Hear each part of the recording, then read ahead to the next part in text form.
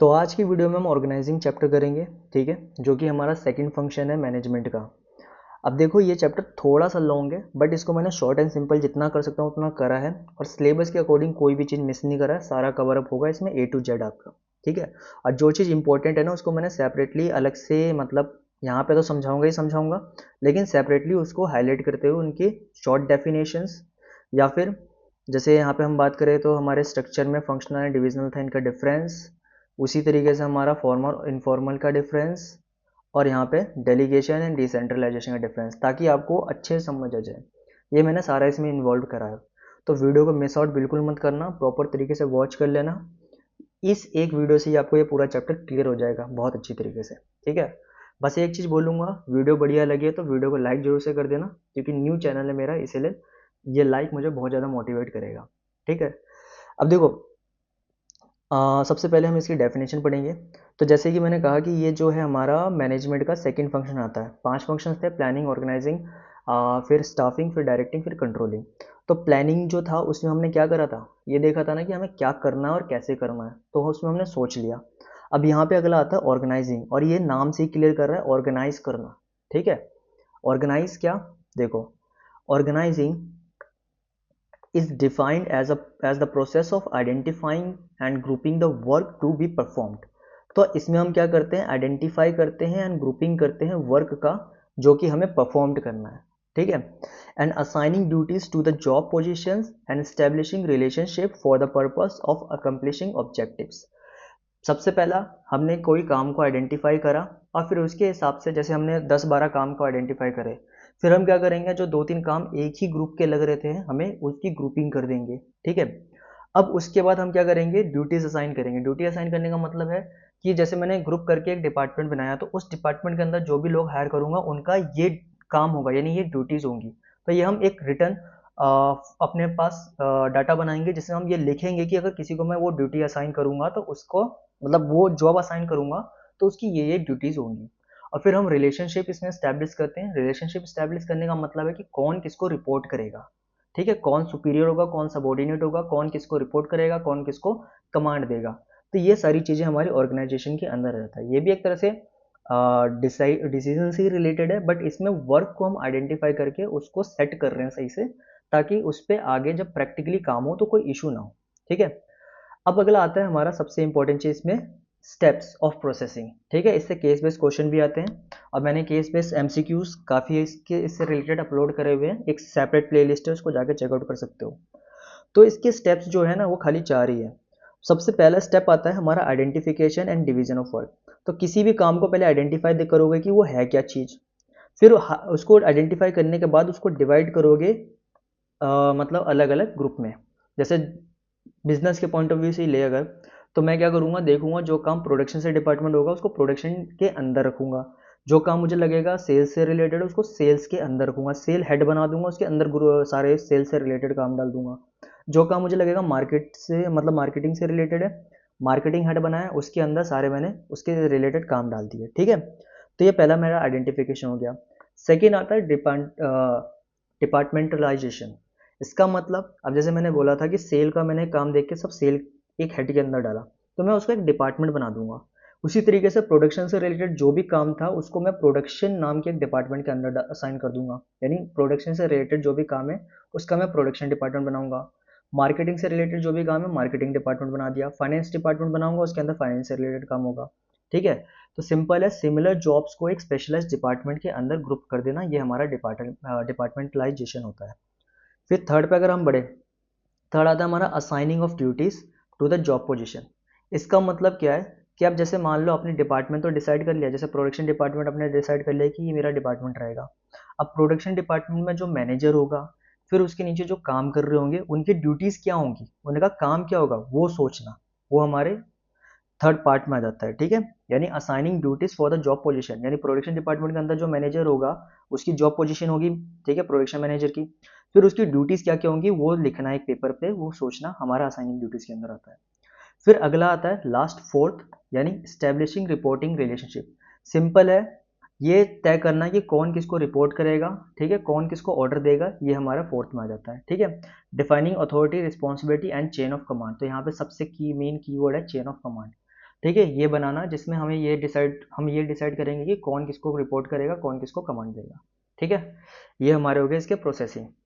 ये वाला जो शीट है, मैंने जो समझाया वही चीज़ लिखा हुआ है, इसको पॉज करके पढ़ लेना आप, ये आपको एक तरह से रिवीजन की तरह काम करेगा। ठीक है, आगे अगर हम बढ़े, अगला आता है importance of organising in business studies. ठीक है, मतलब ऑर्गेनाइजिंग करने के क्या क्या फायदे हैं हमारे। बिजनेस स्टडीज इग्नोर कर देना है, सब्जेक्ट लिखा गया हमारा, मतलब हम अगर किसी कंपनी में हैं और हम ऑर्गेनाइजिंग अच्छे से कर रहे हैं तो मुझे क्या क्या फ़ायदे मिलेंगे ये मुझे देखना है। ठीक है, तो सबसे पहला फ़ायदा अगर देखा जाए हमारा, तो सबसे पहला फ़ायदा आएगा स्पेशलाइजेशन। क्योंकि आपने क्या करा, काम को डिवाइड करा और एक सिमिलर वर्क की प्रॉपर ग्रुपिंग करके डिपार्टमेंट बनाया। अब उस डिपार्टमेंट के अंदर जो मतलब कह लो जो पर्सन असाइन होगा काम करने के लिए, वो उसी डिपार्टमेंट से रिलेटेड काम बार बार करता रहेगा, तो वो अपने काम में क्या हो जाएगा, स्पेशलाइज्ड हो जाएगा। ठीक है, फिर हमारा सेकंड आता है clarity in the working relating relationship. क्योंकि हमने लास्ट में क्या करा था, चेन ऑफ कमांड बनाया था, तो इससे क्या होगा, क्लैरिटी रहेगी कि किसकी क्या वर्किंग है, मतलब रिलेशनशिप क्या है, एक तरह से कौन मैनेजर है कौन सबॉर्डिनेट है, ये हमने पहले ही क्लियर कर दिया है। ठीक है, फिर थर्ड पे अगर हम बढ़े तो थर्ड आता है हमारा इफेक्टिव एडमिनिस्ट्रेशन। अब क्योंकि देखो चेन ऑफ कमांड सही से बना हुआ है, मैनेजर सबॉर्डिनेट सबको अपना काम सही से पता है, तो जो मैनेजर काम देगा वो सबॉर्डिनेट करेगा और सबॉर्डिनेट अपने काम के रिजल्ट को रिपोर्ट करेगा मैनेजर को, तो मैनेजर आराम से एडमिनिस्ट्रेशन वर्क कर पाएगा विदाउट एनी हेडिक। तो एडमिनिस्ट्रेशन ही बहुत अच्छा खासा चलेगा इसमें। फिर फोर्थ आता है ग्रोथ एंड एक्सपेंशन। अब क्योंकि सब चीज़ ऑर्गेनाइज है, सही तरीके से काम चल रहा है कंपनी में, तो ग्रोथ आप बिना किसी प्रॉब्लम के कर सकते हो और अपने कंपनी को चाहो तो एक्सपेंड भी कर सकते हो। ठीक, फिर फिफ्थ आता है ऑप्टिमम यूटिलाइजेशन ऑफ रिसोर्सेज। देखो बिजनेस स्टडी में ना ये एक तरह से मान लो यूनिवर्सल वर्ड है जो आप हर मैनेजमेंट में यूज़ कर सकते हो, मतलब हर मैनेजमेंट के कॉन्सेप्ट में यूज़ कर सकते हो। क्योंकि सब कुछ ऑर्गेनाइज्ड है, अच्छे से बना हुआ है, तो आपका जो रिसोर्स का यूटिलाइजेशन होगा वो ऑप्टिमम होगा, वेस्टेज कम होगा। ठीक है, और सारा चीज़ टाइम पे ख़त्म होगा, क्योंकि इसको पता है मेरा काम क्या है, इसको पता है मेरा काम क्या है, इसको पता है मेरा काम क्या है, और कहाँ का इनको बात करनी है, कहाँ का रिपोर्ट करना सब मालूम है, तो ये रिसोर्सेज का वेस्टेज नहीं करेंगे। फिर सिक्स पे बढ़े तो सिक्स आता है डेवलपमेंट ऑफ पर्सनल। ठीक है, सिंपल सी बात है, आपने क्या करा है, हर पर्सन को उसकी काबिलियत के हिसाब से काम दिया हुआ है, तो वो उसकी खुद की एक तरह से मान लो ओवरऑल डेवलपमेंट भी करेगा। अब मान लो इन फ्यूचर, अब वो मान अगर एक सेम कंपनी में काम कर रहा है तो उसका प्रमोशन हो सकता है। ठीक है, फिर अगर वो कंपनी बाई चांस चेंज भी 1% करता है, तो दूसरी जगह पे अगर जॉब करेगा तो उसको अच्छा खासा पे मिलेगा, क्योंकि उसने एक स्पेशल फील्ड में काम करा है। ठीक है, फिर हमारा लास्ट आता है सेवन्थ, यानी अडेप्टेशन टू चेंज। ठीक है, अडेप्टेशन टू चेंज का मतलब क्या है, जब सब कुछ आपके कंपनी में सिस्टमेटिक तरीके से हो रहा है, अब मान लो कुछ चेंज अगर आया इन्वायरमेंट में, बिजनेस इन्वायरमेंट में अगर कोई चेंज आया, तो उसके अकॉर्डिंग आप इजीली अपने मतलब कह सकते हो मैन्युफैक्चरिंग वर्किंग में या फिर प्लानिंग फील्ड में, या फिर आप कह सकते हो जो ऑफिस वर्क हो रहा है उसमें चेंज कर सकते हो विदाउट एनी प्रॉब्लम। ठीक है, आगे बढ़े तो अब देखो ऑर्गेनाइजेशन जो होता है ना उसका स्ट्रक्चर होता है। स्ट्रक्चर का सिंपल मतलब है कि आप उसको कैसे बना रहे हो ये। ठीक है, उसका कैसा ढांचा बना रहे हो, स्ट्रक्चर का मतलब सिंपल क्या होता है, ढांचा। तो हम यहाँ पे आप समझेंगे ऑर्गेनाइजेशन स्ट्रक्चर क्या है। सबसे पहले definition, organisation structures can be defined as the framework. ठीक है, सिंपल है इसका मतलब, क्या है ये, फ्रेमवर्क होता है विथिंग विच मैनेजरियल, ठीक है, managerial and operating task are perform. ठीक है, तो सिंपल एक फ्रेमवर्क है जिसके अंदर हमारा मैनेजरियल भी हो गया और ऑपरेटिंग टास्क भी हो गया, वो परफॉर्म करा जाएगा। अब जो ये ढांचा बनता है ना, ये दो तरीके से बन सकता है। ठीक है, स्पैम ऑफ मैनेजमेंट का मतलब ये ढांचे की फॉर्मेशन। एक होता है नैरो स्पैम। ठीक है, अगर हम बात करें तो एक होता है हमारे नैरो स्पैम और एक होता है वाइड स्पैम। ठीक है, नैरो स्पैम और वाइड स्पैम में फ़र्क क्या है, पहले मैं वाइड तुम्हें समझाता हूँ फिर हम नैरो पे मूव करेंगे। ठीक है, मान लो मैं फैक्ट्री के लिए वर्कर हायर कर रहा हूँ, उनका एक डिपार्टमेंट बना रखा है और उनका एक हेड है। तो फैक्ट्री के जो वर्कर हायर करूँगा ना, देखो वो ज़्यादातर काम से मतलब रखेंगे, उनका इंटेलेक्चुअली ज़्यादा वर्क नहीं है, उनको जो काम असाइन करा जाएगा वो करा जाएगा, तो मेंटल एक्टिविटी यहाँ पर कम है। तो मैं यहाँ पर 15-20 वर्करों पे एक सुपीरियर यानी एक उनका हेड असाइन कर सकता हूँ। तो ये वाइड स्पैम होता है, यानी बहुत सारे लोगों के ऊपर एक ही हेड है, ठीक है, जो उन पे नज़र रखेगा। नैरो स्पैम का मतलब है, मान लो टॉप लेवल मैनेजमेंट में अगर मैं किसी एक पर्सन को असाइन कर रहा हूँ और उसका दिमाग वाला काम बहुत ज़्यादा है, ठीक है, तो भाई जब मेंटल कह सकते हो वर्किंग बहुत ज़्यादा है तो उसके नीचे बहुत सारे लोग असाइन कर दोगे तो वो हैंडल नहीं कर पाएगा। तो उसमें मैं इसके नीचे खाली दो ही वर्क पर्सन असाइन करूंगा, ठीक है, इसके दो ही यहाँ पे सबॉर्डिनेट्स होंगे जो कि इसका कमांड सुनेंगे और काम करेंगे, फिर इनके नीचे बेशक हो सकते हैं। तो इसमें जो होगा ना ये नैरो होगा, देख रहे हो ना ये पतला है और ये कितना चौड़ा है। तो ये होता है वाइड स्पैम और ये होता है नैरो स्पैम, ठीक है। अब हम बात करते हैं टाइप्स, ठीक है, ऑर्गेनाइजेशन के स्ट्रक्चर के टाइप क्या हो सकते हैं। तो दो ही टाइप होते हैं, एक होता है फंक्शनल, एक होता है डिविजनल स्ट्रक्चर, ठीक है। फंक्शनल और डिविजनल स्ट्रक्चर में क्या फर्क है, देखो यहाँ पे समझते हैं। तो फंक्शनल की अगर बात करें तो फंक्शनल का मतलब क्या है कि आप ऑर्गेनाइजेशन को ना जो डिज़ाइन करोगे, ठीक है, उसको सिमिलर और रिलेटेड फंक्शन या जॉब्स के हिसाब से करोगे। सिंपल है, जो काम है उसके हिसाब से डिपार्टमेंट बना देना। अगर मान लो सीईओ है कंपनी का, ठीक है, और ये फंक्शनल ऑर्गेनाइजेशन स्ट्रक्चर बनाना चाहता है, तो ये क्या करेगा जो फंक्शन यानी जो जॉब्स मार्केटिंग से रिलेटेड है उसका एक मार्केटिंग डिपार्टमेंट बना देगा, ठीक है, मार्केटिंग एंड सेल डिपार्टमेंट बना दिया। जो काम प्रोडक्शन से रिलेटेड है उसका प्रोडक्शन या ऑपरेशन डिपार्टमेंट बना देगा, ठीक है। देखो इनके हेड भी होंगे अलग अलग। जो इसका हेड होगा वो होगा डायरेक्टर ऑफ मार्केटिंग, इसका जो हेड होगा चीफ ऑपरेशन ऑफिसर होगा, ठीक है, सीईओ जिसको बोलते हैं। फिर फाइनेंस से रिलेटेड जो जो काम है उसको मैं फाइनेंस एंड अकाउंटिंग डिपार्टमेंट डाल दूंगा। इसका जो हेड होगा सीएफओ होगा यानी चीफ फाइनेंशियल ऑफिसर होगा। उसी तरीके से ह्यूमन रिसोर्स से रिलेटेड जो जो काम है उसका मैं एक अलग डिपार्टमेंट बना दिया जो कि मेरा एचआर डायरेक्टर होगा इसका हेड। उसी तरीके से रिसर्च एंड डेवलपमेंट आर&डी डिपार्टमेंट आज के टाइम पे बहुत इंपॉर्टेंट डिपार्टमेंट है, हर मेजर कंपनी में देखने को मिलेगा। तो ये जो आर&डी डिपार्टमेंट होता है इसमें मैं रिसर्च से रिलेटेड सारे पर्सन को असाइन करूंगा जो कि आर&डी का जो हेड होगा वो होगा वीपी या फिर वीपी ऑफ आर&डी, ठीक है, वाइस प्रेसिडेंट टाइप। तो यहाँ पे अगर हम लिखे इंफॉर्मेशन टेक्नोलॉजी आईटी का भी मैं बनाऊंगा यहाँ पर, तो यहाँ पे भी आ गया क्या। तो सिंपल है, मैंने क्या करा फंक्शन के बेस पे हर किसी का अलग अलग फंक्शन और जॉब था, उसके बेस पे डिफरेंट डिफरेंट डिपार्टमेंट बना के एक ऑर्गेनाइजेशन का ये स्ट्रक्चर डिफाइन करा है, ठीक है। तो इसको बोलते हैं फंक्शनल स्ट्रक्चर, समझ गए। इसका अगर कीवर्ड अगर हम ध्यान दें तो कीवर्ड क्या होगा कि जो आप फंक्शन और जॉब के बेस पे आप क्या करोगे एक ऑर्गेनाइजेशन का पूरा डिज़ाइन बनाओगे, ठीक है। तो यही हमारा फंक्शनल इसमें आता है। आगे अगर हम बढ़े तो अगला आता है हमारा इसका एडवांटेज, ठीक है। एडवांटेज क्या क्या है फंक्शनल डिपार्टमेंट बनाने से।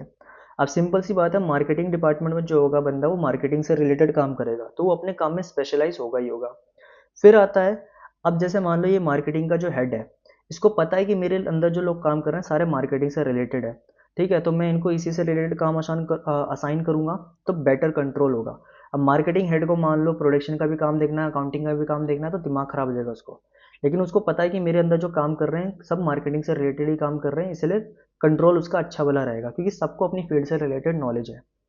फिर थर्ड आता है managerial and operational efficiency, manage करना भी आसान होगा और किसी भी काम को कंप्लीट करना भी आसान होगा, तो उसमें इफिशिएंसी बनी रहेगी, वेस्टेज वगैरह नहीं होगा टाइम का या रिसोर्स का। फिर इकोनॉमिकल, इकोनॉमिकल का मतलब क्या है कि जब ये डिपार्टमेंट से रिलेटेड जो फंड पास करूंगा वो इसी में जाएगा, इससे रिलेटेड जो फंड पास करूंगा इसी में जाएगा। तो इकोनॉमिकली यानी मॉनेटरी टर्म में देखा जाए तो मेरा कॉस्ट यहाँ पे थोड़ा सा सेफ रहेगा क्योंकि जिस डिपार्टमेंट के हिसाब से मुझे कॉस्ट असाइन करनी चाहिए उतने में असाइन करूंगा।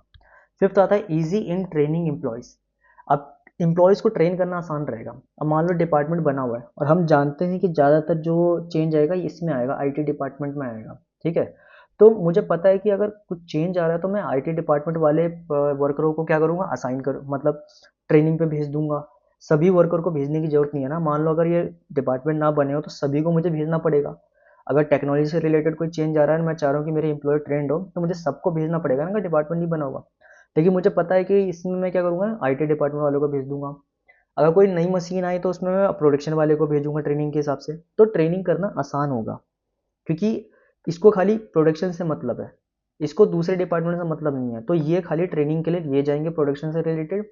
उसी तरीके से डेवलपमेंट मतलब आर&डी डिपार्टमेंट से कोई रिलेटेड होगा तो उसमें इनको भेजा जाएगा। अगला आता है डिसएडवांटेज। डिसएडवांटेज क्या है, क्योंकि देखो सिक्के के दो पहलू होते हैं, किसी चीज़ का फायदा है तो उसका नुकसान भी होगा। पहला है फंक्शनल एम्पायर्स बन सकते हैं। फंक्शनल एम्पायर का मतलब क्या है मार्केटिंग डिपार्टमेंट मान लो खाली ये सोचने लग जाए कि मुझे बस अपने डिपार्टमेंट को सुपीरियर रखना है, ठीक है, तो वो क्या करेगा, दूसरे डिपार्टमेंट को इंपॉर्टेंस देगा ही नहीं। अब मान लो यहाँ पर प्रोडक्शन डिपार्टमेंट वाला कुछ ऐसा काम कर रहा है जिससे बाद में मार्केटिंग पे असर हो सकता है, ठीक है, बट मतलब मार्केटिंग नहीं, ओवरऑल सेल पे असर पड़ सकता है प्रोडक्शन डिपार्टमेंट गड़बड़ होने की वजह से, ठीक है। तो मार्केटिंग डिपार्टमेंट का हेड क्या सोचेगा, यार मैं तो मार्केटिंग सही से कर रहा हूँ ना, तो मुझे क्या फ़र्क पड़ रहा है कि ये प्रोडक्शन डिपार्टमेंट वाला कैसे क्वालिटी का प्रोडक्ट बना रहा है, मुझे क्वालिटी से कोई फ़र्क ही नहीं पड़ता। तो मार्केटिंग डिपार्टमेंट वाला क्या करेगा, अपने फंक्शन को एम्पायर बना लेगा, अपनी ही चेंज मतलब अपना ही जो कह सकते हो काम है उसी पे फोकस रखेगा, लेकिन बिजनेस तो सबके कह सकते हो कोऑर्डिनेशन से चलता है ना, तो ये गड़बड़ हो जाती है। सेकंड आता है प्रॉब्लम इन कोऑर्डिनेशन। अब कोऑर्डिनेशन मैंने बताया कि अगर ये अपने आप को ही सुपीरियर मानने लग गया अपने काम में, ये अपने आप को मान रहा है, ये अपने आप को मान रहा है, अपने आप को मान रहा है, अपने आप को, और ये अपने आप को कोऑर्डिनेट करके कोई चल ही नहीं रहा है, तो उसकी वजह से कोऑर्डिनेशन खराब ही होगा, ठीक है। थर्ड आता है कंफ्लिक्ट इन इंटरेस्ट। इंटरेस्ट में भी कंफ्लिक्ट होने लग जाएगा, क्योंकि इसका इंटरेस्ट है मार्केटिंग से रिलेटेड, इसका है प्रोडक्शन से रिलेटेड, इसका है फाइनेंस से रिलेटेड, तो यहाँ पर सबका अलग अलग इंटरेस्ट चल रहा है ना, तो उसमें क्या होगा, बिजनेस का जो ओरिजिनल इंटरेस्ट है उस पर कहीं फोकस ना करे, ठीक है। फिर आता है इनफ्लेक्सिबिलिटी। इनफ्लेक्सिबिलिटी का प्रॉब्लम क्या है, मान लो मार्केटिंग डिपार्टमेंट में ना मैंने बहुत पहले 15 लोग रखे थे, ठीक है, अभी और जो ये है R&D डिपार्टमेंट, इसमें मैंने खाली 5 लोग रखे थे। अब क्या हुआ कि अभी हम मार्केटिंग उतना कर नहीं रहे, लेकिन इकोनॉमी में बहुत ज़्यादा सा चेंजिंग आ रहा है जिसकी वजह से बिजनेस हमारा इम्पैक्ट हो सकता है, मगर ये 5 लोग सफिशिएंट नहीं है उस हिसाब से रिसर्च करने के लिए। तो मैं मार्केटिंग डिपार्टमेंट से 2-4 लोग उठा के इसमें नहीं लगा सकता, जैसे मान लो इसमें से मैं 4 लोग लेके लगाना चाहता हूँ, नहीं लगा सकता, क्योंकि ये अपने काम में स्पेशलाइज्ड है, ये दूसरा काम नहीं कर सकते, तो ये इनफ्लेक्सिबिलिटी रह जाती है, ठीक है। आगे अगर बढ़े हम, तो अगला आता है हमारा डिविजनल स्ट्रक्चर। तो इसकी जो खामी थी, इसके जो नुकसान थे, वो हमारे डिविजनल स्ट्रक्चर में पूरे होते हैं। तो अगर डिविजनल स्ट्रक्चर की बात करें तो इसका मतलब जो होता है वो होता है डिवाइड करना, ठीक है। In a divisional structure is the organisation structure which comprise of separate business units और डिविजन्स। तो हम क्या करते हैं इसमें ना, बिल्कुल बिजनेस को ही डिवाइड कर देते हैं, यानी अपने जो प्रोडक्ट्स है ना उनके ही अलग अलग पूरी तरीके से यूनिट बना देते हैं, ठीक है। एग्जाम्पल के तौर पे मान लो जैसे तुम सैमसंग की बात करो, सैमसंग इलेक्ट्रॉनिक्स में भी डील कर रहा है, ठीक है, और हम्म, नहीं, इलेक्ट्रॉनिक्स में तो सैमसंग डील कर रहा है, जैसे इलेक्ट्रॉनिक्स के अंदर उसका मोबाइल का डिप अलग है, फिर उसके अप्लाइंसेस के अलग चलते हैं, ठीक है। मोबाइल में देखा जाए तो हमारा पूरा चलता है, गैलेक्सी हो गया। फिर अप्लाइंसेस में बात करोगे, सैमसंग का टीवी भी आता है। अप्लाइंसेस में भी अलग अलग डिवीजन है, जैसे कि किचन, किचन में नहीं, किचन में नहीं आता इसका, जैसे टीवी में ले लो, फ्रिज का ले लो अलग से, ठीक है। तो ये अलग अलग प्रोडक्ट इसकी लाइन है। तो यहाँ पे क्या होगा ना, सैमसंग डिविजनल स्ट्रक्चर फॉलो कर देगा, क्या करेगा, एक का अलग पूरा डिवीजन बना देगा, उसके अंदर सेपरेट उसके production, marketing, finance and human resource होंगे। जैसे मान लो फ़ोन, लैपटॉप वगैरह का ये अलग डिवीजन बना दिया, ठीक है। सारे अपने जो इलेक्ट्रॉनिक्स में उसके मोबाइल और टैबलेट वगैरह हो गया या लैपटॉप आ रहा है उसका अलग डिवीज़न बना दिया, उसमें प्रोडक्शन, मार्केटिंग, फाइनेंस अलग है, इस मार्केटिंग का खाली फोकस है लैपटॉप व फ़ोन और टैब को प्रमोट करना। फिर जो होम अप्लाइंसेस होते हैं उनका अलग बना दिया, होम अप्लाइंसेस में क्या होगा, उसका प्रोडक्शन, मार्केटिंग, फाइनेंस सब अलग होगा, समझ गए। तो ये हमारा डिविजनल स्ट्रक्चर होता है, ठीक है। सिंपल अगर मैं यहाँ पे लिखूँ इसका, तो divisional structure is the organisational structure which comprise to separate the division business unit, ठीक है, यूनिट को ही हमने सेपरेट कर दिया। And generally the manpower is grouped on the basis of different product manufacture, यानी यहाँ पे जो मैन पावर यहाँ पे मतलब लोगों को जो असाइन करा जाएगा वो डिपार्टमेंट के बेस पे नहीं होगा, प्रोडक्ट के बेस पे होगा। यानी जिस पर्सन की मान लो मोबाइल वगैरह में पूरी नॉलेज है उसको इस डिपार्टमेंट में डाला जाएगा, जिसकी होम अप्लाइंसेस में नॉलेज है उसको इस डिपार्टमेंट में डाला जाएगा, ठीक है। तो यही हमारा डिविजनल स्ट्रक्चर आता है, सिंपल प्रोडक्ट लाइन के बेस पे अलग अलग कह सकते हो डिवीजन बना देना, ठीक है। एग्जांपल के तौर पे मैंने इलेक्ट्रॉनिक्स का ले लिया, यहाँ पर इलेक्ट्रॉनिक, टेक्सटाइल और फार्मास्यूटिकल्स का लिया गया है, ठीक है। मान लो एक ही सेम कंपनी थी, उसके सीईओ भी एक ही है, लेकिन वो 3 फील्ड में डील करती हैं, इलेक्ट्रॉनिक्स, टेक्सटाइल और फार्मास्यूटिकल, तो उसका अलग ही डिवीज़न बना देंगी और उस डिवीज़न के अंदर अपने अपने खुद के उनके डिपार्टमेंट्स होंगे जो कि काम करेंगे। ठीक है, अब इसका फ़ायदा क्या है? सबसे पहला तो फ़ायदा है प्रोडक्ट स्पेशलाइजेशन रहेगा, डिपार्टमेंट नहीं पूरा प्रोडक्ट के बारे में सबको पता होगा। फिर ग्रेट अकाउंटेबिलिटी रहेगी। ग्रेट अकाउंटेबिलिटी का मतलब क्या है कि अगर मान लो मुझे दिख रहा है कि मेरे इलेक्ट्रॉनिक्स का सेल डाउन हो रहा है तो मैं इनका जाके गला पकड़ लूँगा सीधा। मुझे दिख रहा है टेक्सटाइल में गड़बड़ हो रही है तो मैं इनका जाके गला पकड़ूंगा, या फार्मास्यूटिकल में गड़बड़ दिखेगी तो मैं इनका जाके पकड़ूंगा। तो ये हो गया ग्रेटर अकाउंटेबिलिटी। मुझे अगर गड़बड़ दिखी तो मैं सीधा पता है कि किसको पकड़ना है। फिर आता है फ्लेक्सिबिलिटी एंड इनिशिएटिव। ठीक है, फ्लेक्सिबिलिटी और इनिशिएटिव का मतलब क्या है कि अब ये जो काम है जैसे प्रोडक्ट का चल रहा है, ठीक है, पूरा प्रोडक्ट लाइन मेरी चल रही है, तो अगर इसमें कोई आगे चल के गड़बड़ हुई तो इसको अगर मैं बंद भी करूँगा ना तो दूसरे वाले पे इम्पैक्ट नहीं पड़ेगा। समझ गए? बहुत सी कंपनीज होती है जो शुरू शुरू में जब किसी प्रोडक्ट में इनरोल करती हैं तो मतलब उसी एक सिंगल प्रोडक्ट में डीलिंग करती है, लेकिन कुछ समय के बाद दो चार और प्रोडक्ट लाइन में इन्वॉल्व हो जाती है। अब आगे चल के अगर मान लो उसकी एक प्रोडक्ट लाइन में बेनिफिट उसको नहीं मिल रहा है तो उसको पूरा बंद भी कर सकती है, दूसरे प्रोडक्ट लाइन पे कोई इम्पैक्ट नहीं पड़ेगा। तो वही यहाँ पे कह रहा है फ्लेक्सिबिलिटी हमारे पास रहती है। फिर एक्सपेंशन एंड ग्रोथ, इसी से रिलेट कर रहा है डायरेक्ट। अगर मुझे दिख रहा है मेरा इलेक्ट्रॉनिक मार्केट अच्छा खासा बढ़ रहा है, इलेक्ट्रॉनिक मार्केट में मेरी ग्रोथ हो रही है, मेरे कंपनी का शेयर इंप्रूव कर रहा है, तो मैं उसमें ईजिली एक्सपेंशन कर सकता हूँ। इनमें कुछ फर्क नहीं पड़ रहा तो इनको अभी न्यूट्रल रहने दूंगा, लेकिन इलेक्ट्रॉनिक वाले को एक्सपेंड और ग्रोथ मतलब उसमें ग्रोथ कर सकता हूँ विदाउट एनी प्रॉब्लम। ठीक है, अब इसमें अगला आता है डिसएडवांटेज। डिसएडवांटेजेस क्या है?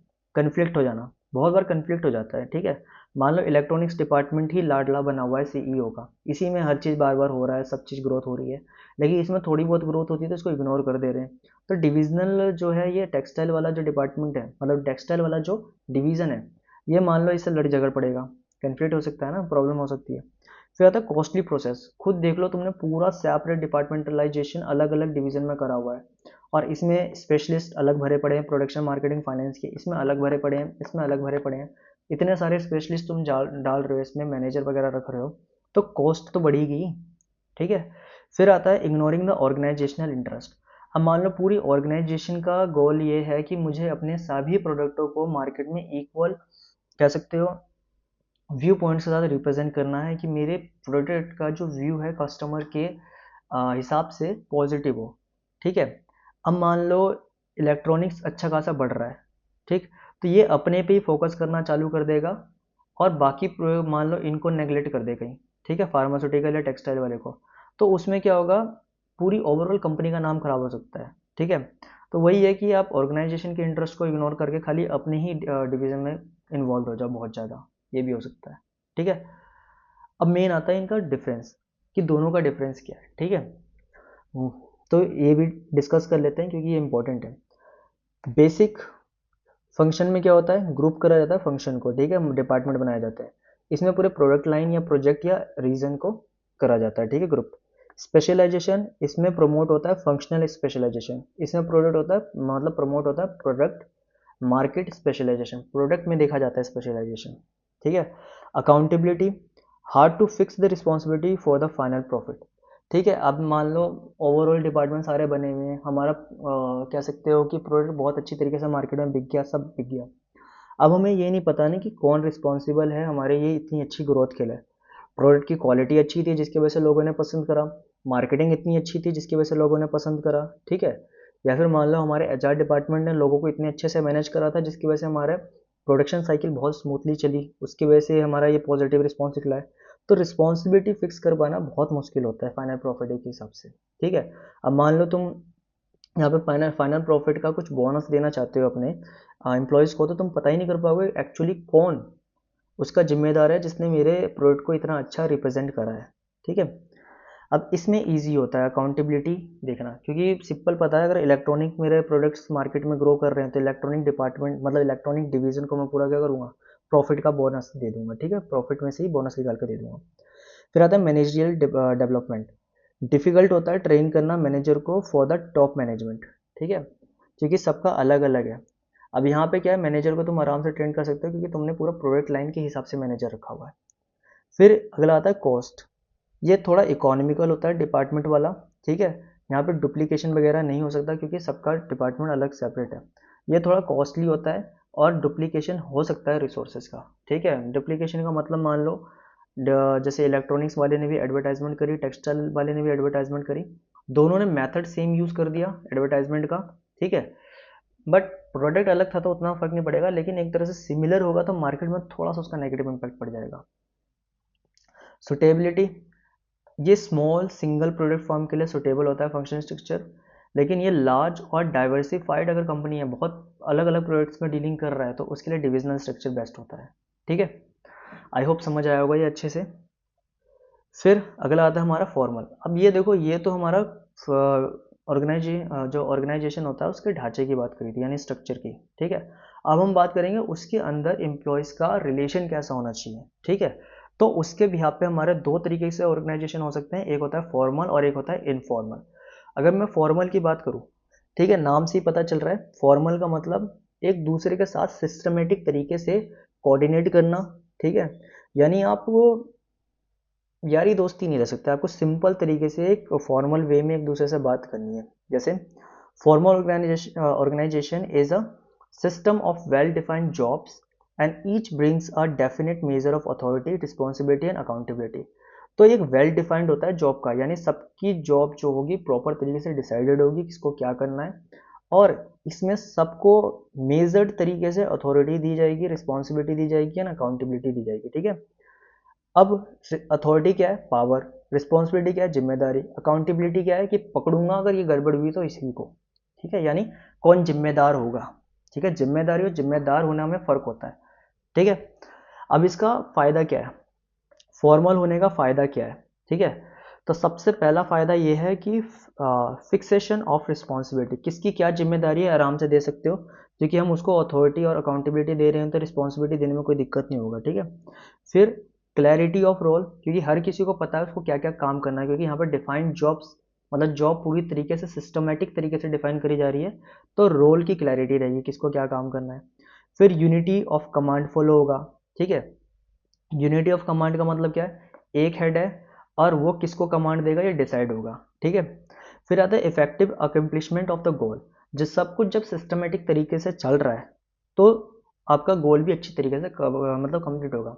जैसे मान लो 20 मतलब आपका जो अभी एग्ज़ाम है, अगर आप सिस्टमेटिक तरीके से अपनी पढ़ाई कर रहे हो, पहले आप कॉन्सेप्ट क्लियर कर रहे हो, फिर क्वेश्चन आंसर उठा के खुद से प्रैक्टिस कर रहे हो अच्छी तरीके से, तो आपका गोल डेफिनेटली अचीव होगा। स्टेबिलिटी रहेगी ऑर्गेनाइजेशन में। ठीक है, क्योंकि स्टेबिलिटी का मतलब ये है कि कोई यहाँ पे रूमर नहीं फैलेगा, सबको अपना काम पता है, सबको किसको रिपोर्ट करना है ये पता है। ठीक है, और फालतू की बात यहाँ पे नहीं हो सकता, तो रूमर वगैरह नहीं फैलेगा, ऑर्गेनाइजेशन जो है स्टेबल तरीके से रन करेगा बिना विदाउट एनी डिस्प्यूट। ठीक है, फिर आता है अगला डिसएडवांटेज। तो डिसएडवांटेज क्या हो सकता है, नुकसान भी है इसका। ठीक है, प्रोसीड्यूरल डिले हो सकता है, क्योंकि एक चेन ऑफ कमांड फॉलो होगा। अब मान लो इसको कुछ यहाँ पे सही चीज़ दिख रही है कि वो अभी हमें एक्शन लेना चाहिए, बट इसको पता है कि मुझे इसको रिपोर्ट करना पड़ेगा, फिर ये इसको रिपोर्ट करेगा, फिर ये मेन सीईओ को रिपोर्ट करेगा, तो इसमें डिले हो जाएगा। ठीक है, अब इसको मुझे पता है कि मतलब इसको मालूम है कि इसके वर्किंग में गड़बड़ हो रही है, तो अगर ये इसको डायरेक्टली बोल देगा तो जल्दी उसको सुधार के काम करा जा सकता है। बट क्योंकि सब चीज़ यहाँ पर रिजिड है, आपको जिसको बताना है उसी को बताना पड़ेगा, तो इस तरीके से जो फॉलो होगा चेन ऑफ कमांड, इसमें डिले होना तय है। सेकेंड आता है इनएडिक्वेट रिकॉग्निशन ऑफ क्रिएटिविटी।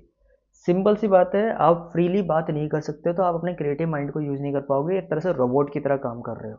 ठीक है, थर्ड आता है emphasise on the work over people. Simple है, हर इंसान की अपनी ज़रूरत होती है। अब मान लो तुम किसी के साथ पढ़ाई कर रहे हो, ठीक है, या मान लो कोई टीचर आपको पढ़ा रहा है, तो आप ये सोचोगे ना कि यार वो टीचर ना थोड़ा फ्रेंड की तरह पढ़ाए ना, तो मुझे अच्छे से समझ आएगा, मैं बेझिझक उससे कुछ भी पूछ सकता हूँ। बट अगर वो बिल्कुल गुस्से में, बिल्कुल क्या बोलते हैं, रूड तरीके से पढ़ा रहा है, तो मैं उससे चाह के भी जो चीज़ मुझे पूछना चाहिए वो नहीं पूछ पाऊंगा। ठीक है, उनका बस ये फोकस है कि मैं पढूं, लेकिन उनको ये फोकस नहीं है कि मैं अच्छे से हर चीज़ को क्लियर करके पढूं। तो इसमें क्या होगा ना, पीपल से ज़्यादा वैल्यू वर्क को दिया जाएगा, और पीपल कहीं ना कहीं उससे अग्रेसिव हो जाएंगे, और जल्दी ये होगा कि वो कंपनी चेंज कर सकते हैं। ठीक है, तो इसकी खामी समझ गए। अब इसकी जो खामी है वही इसके एडवांटेज है, यानी इनफॉर्मल ऑर्गेनाइजेशन के। इनफॉर्मल नाम से ही क्लियर हो रहा है, यानी सब इनफॉर्मली एक दूसरे से बात करेंगे, मिलजुल के बात कर सकते हैं विदाउट एनी हेजिटेशन। तो इसका सिंपल डेफिनेशन है, interaction among people at the work given gives rise to a network of social relationship among the employees called the informal organization। ठीक है, लग रहा है थोड़ा घटिया तरीके से मैंने पढ़ दिया इसको, थोड़ा सही तरीके से इसको दोबारा पढ़ के बता देता हूँ। तो interaction among the people at the work gives rise to a network of social relationship among the people.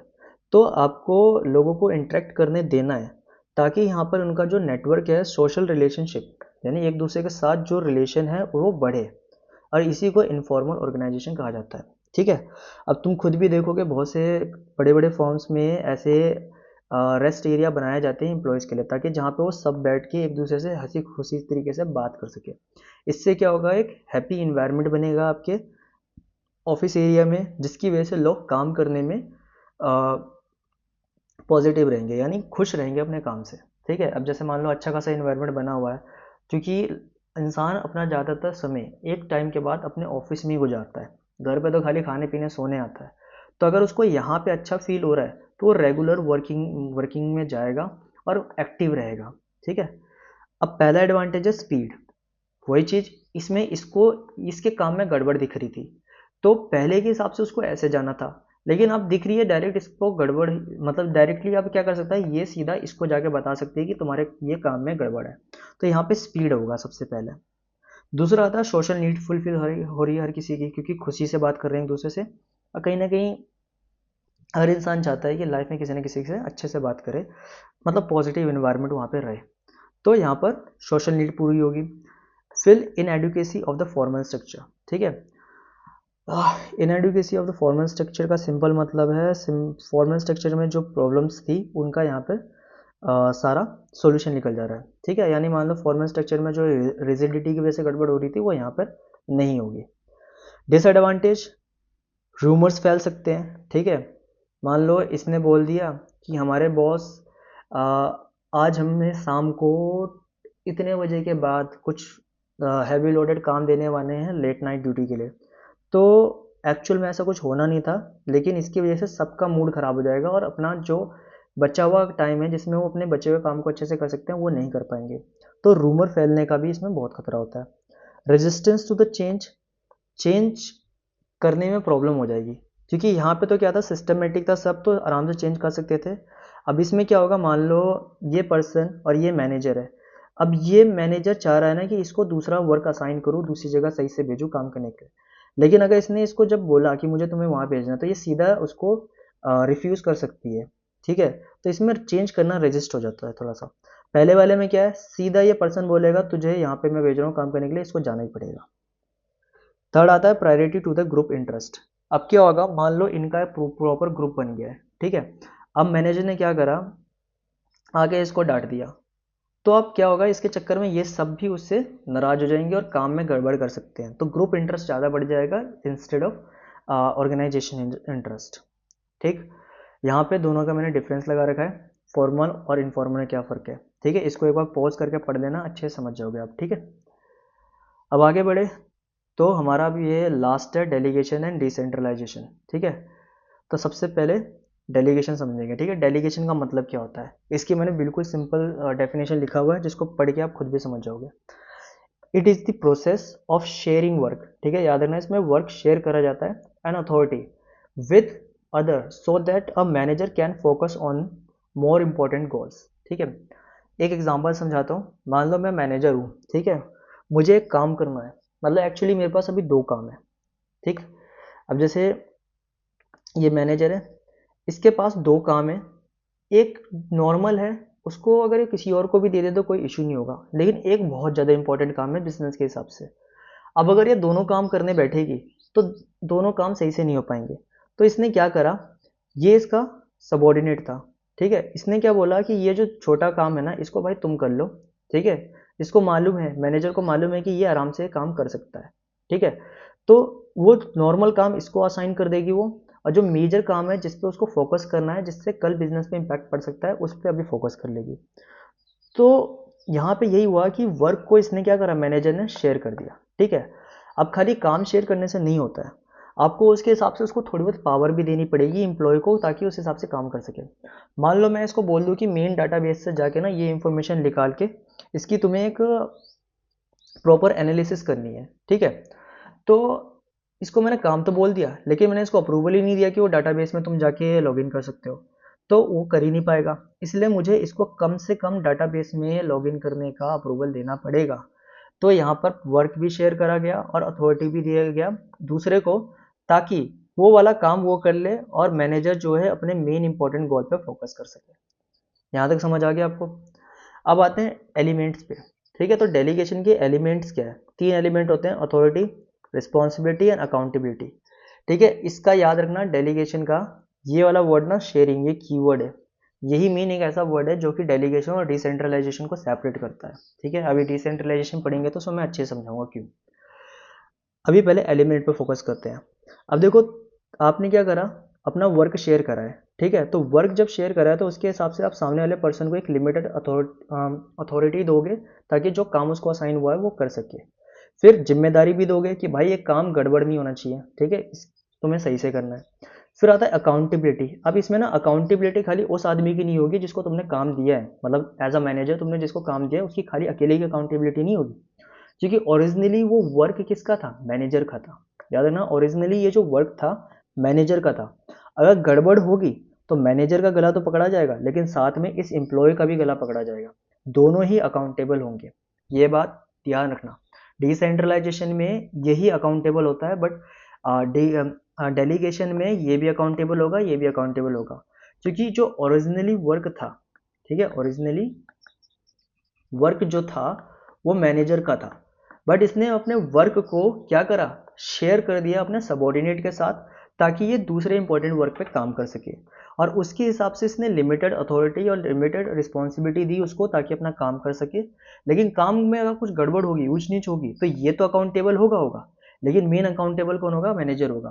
क्योंकि as a board of director या एज अ कस्टमर मैं मैनेजर को पकड़ूंगा, क्योंकि ये काम इसका था।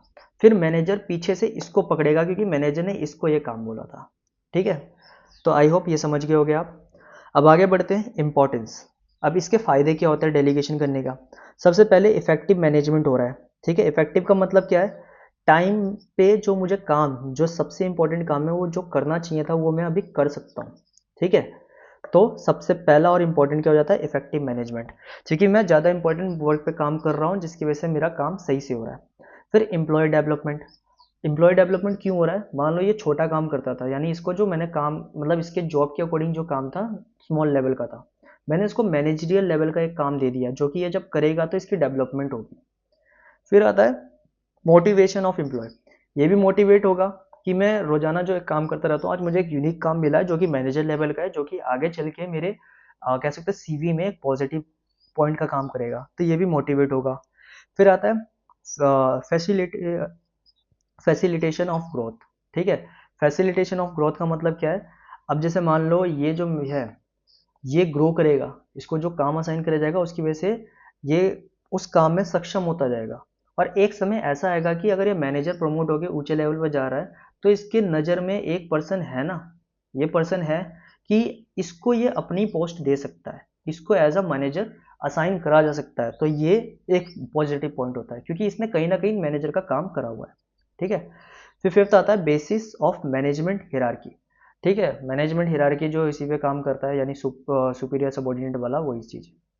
फिर लास्ट आता है बेटर कोऑर्डिनेशन। अब क्योंकि ये मैनेजर के भी काम काम आ रहा है, ठीक है, इसकी वजह से कोऑर्डिनेशन दोनों में अच्छा खासा रहेगा।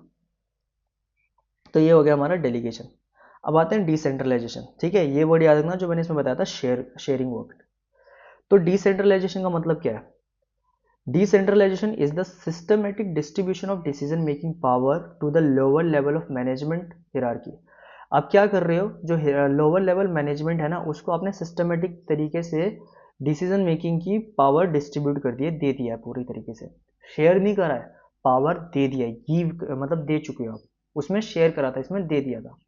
Instead of one person making all the decision at the top, authority is share. ठीक है, authority is shared with middle and the lower level manager, allowing them to make a decision related to their or specific area. तो इसमें आप एक person को नहीं दे रहे, ठीक है, आप इसमें क्या कर रहे हो, सभी लोगों को क्या कर रहे हो, उनके स्पेसिफिक एरिया ऑफ इंटरेस्ट के हिसाब से अथॉरिटी असाइन कर रहे हो, उनको पावर दे रहे हो कि वो उस हिसाब से डिसीजन ले सकते हैं without taking any approval from the top level manager. समझ गए? तो टॉप लेवल मैनेजर से कोई अप्रूवल लेने की नीड नहीं है, उनसे से पूछे बिना ही आप क्या कर सकते हो, डिसीजन ले सकते हो, चाहे आप मिडिल लेवल के हो चाहे आप लोअर लेवल के हो, आपको जब असाइन करा जा रहा है पावर।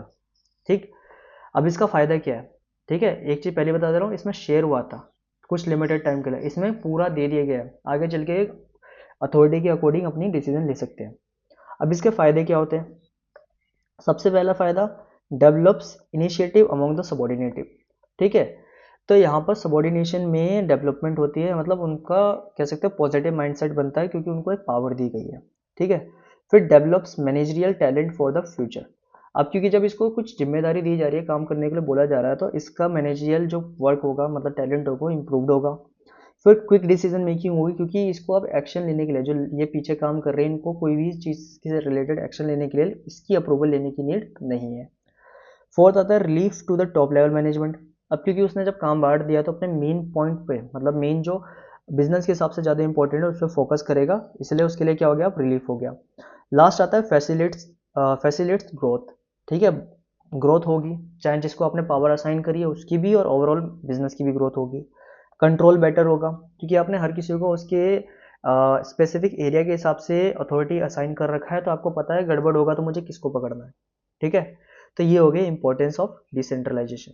ठीक है, अब ये पढ़ लेते हैं, ये लास्ट है हमारा जिसमें डेलीगेशन और इसके हम डिफरेंस पढ़ेंगे, बहुत इंपॉर्टेंट है, इसलिए ये लास्ट पॉइंट को मिस आउट मत करना। स्कोप डेलीगेशन और डिसेंट्रलाइजेशन क्या है, इसका लिमिटेड होता है to the superior and subordinate. ठीक है, कुछ समय के लिए खाली मिलता है, इसको एक्सटेंड करा जाता है पूरे ऑर्गेनाइजेशन में। ठीक है, पूरे ऑर्गेनाइजेशन में हर किसी को उसके काम के हिसाब से अथॉरिटी दी जाती है। नेचर कंपलसरी एक्ट होता है। ठीक है, no one can work alone, अकेला काम नहीं कर सकते, कंपलसरी होता है, बहुत बार मैनेजर को अपना काम छोटे को देना पड़ता है। ठीक है, तुम भी कभी काम करने जाओगे ना, तो अगर तुम किसी सीनियर के अंडर काम कर रहे हो तो बहुत से अपने खुद के काम तुम्हें असाइन करेगा वो। फिर इसका आता है ऑप्शनल पॉलिसी होती है, डिसेंट्रलाइजेशन करना नहीं करना है, ये जो मैनेजमेंट होता है ना टॉप लेवल, उसके लिए जरूरी नहीं है, मतलब वो अपने अकॉर्डिंग देखेगा, वो चाहे तो पूरा सेंट्रलाइज रख सकता है अपने कंपनी को, या तो डिसेंट्रलाइज कर सकता है, तो मिक्स कर सकता है, ये ऑप्शनल है उसके लिए। फ्रीडम ऑफ एक्शन इसमें कम होता है, subordinate work under the control. ठीक है, एक्शन वो ज़्यादा नहीं ले सकता, उसको लिमिटेड अथॉरिटी और रिस्पॉन्सिबिलिटी दी गई है, जो काम उसको लिमिटेड टाइम के लिए असाइन हुआ है उसके अकॉर्डिंग। ठीक है, इसमें फ्रीडम ज़्यादा होता है क्योंकि इसमें परमानेंट आपको अथॉरिटी दी जाती है, ऑटोनॉमी दी जाती है आपके काम के हिसाब से। पर्पस सिंपल, मैनेजर का वर्कलोड कम करना होता है इसमें। इसमें इंक्रीज करना होता है role and power of subordinates. ठीक है, सबॉर्डिनेट्स को जब पावर दी जा रही है तो उसका पावर, मतलब अथॉरिटी दी जा रही है तो पावर बढ़ेगा, और रोल रिस्पॉन्सिबिलिटीज दे रहे हो तो रोल भी बढ़ता रहेगा, कंपनी में उसकी जिम्मेदारी बढ़ेगी। Level transfer from the one person to the another, और इसमें डिस्प्रेस्ड होता है to the many level of manager, सब में बांटा जाता है। ठीक है, समझ गए, तो इसके साथ हमारा ये चैप्टर खत्म हो जाता है, इतना ही था ये। और एक मैंने यहाँ पर क्वेश्चन लगाया हुआ है एमसीक्यू को, मतलब एमसीक्यू का क्वेश्चन है, इसको पॉज करके पढ़ के ट्राई करना, चेक करना कि आप इसको कर पा रहे हो कि नहीं कर पा रहे। ठीक है, इसका जो सॉल्यूशन होगा आपको जब टेलीग्राम में पीडीएफ अपलोड करूँगा तो उसमें मिल जाएगा। ठीक है, बाकी कमेंट करना, देखते हैं कितना आपको समझ आया या नहीं आया, क्या आपको पता है इसका सही आंसर या नहीं है। ठीक है, अब चेक करते हैं जो जो हमने पढ़ा था सिलेबस के अकॉर्डिंग कंप्लीट हुआ कि नहीं हुआ। ठीक है, रिवीजन भी हो जाएगी। पहला था ऑर्गेनाइजिंग कॉन्सेप्ट एंड इम्पोर्टेंस, दोनों पढ़ लिए हमने ऑर्गेनाइजिंग के। ठीक है, फिर इम्पोर्टेंस और अंडरस्टैंडिंग भी होगी।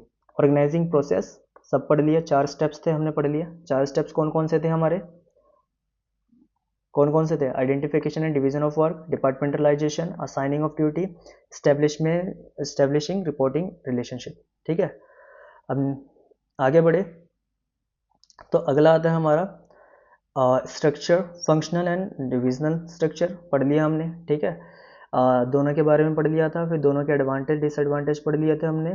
ठीक है, फॉर्मल इनफॉर्मल ऑर्गेनाइजेशन पढ़ लिया था और उसके भी एडवांटेज और डिसएडवांटेज पढ़ लिए। फिर हमने डेलीगेशन का कॉन्सेप्ट पढ़ा, इसके एलिमेंट पढ़े।